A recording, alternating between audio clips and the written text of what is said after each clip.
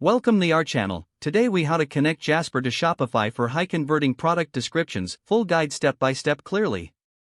To connect Jasper to Shopify for high converting product descriptions, start by logging into your Jasper account. Next, open a new browser tab and log into your Shopify store. In Shopify, navigate to the Apps section found on the left sidebar. Click on the Visit Shopify App Store button. In the App Store search bar, type Jasper and press Enter. Locate the Jasper app from the search results. Click on the Jasper app to open its dedicated page.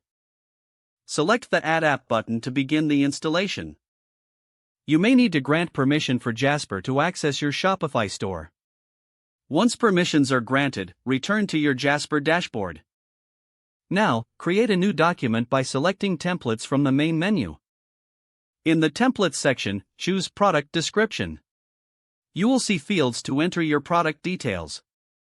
Fill in the product name, features, and any other relevant information. Next, select your preferred tone and style from the options provided.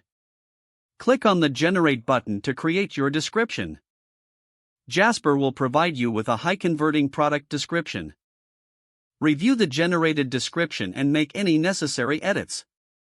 Once satisfied, copy the description to your clipboard. Return to your Shopify store and navigate to the product you wish to update.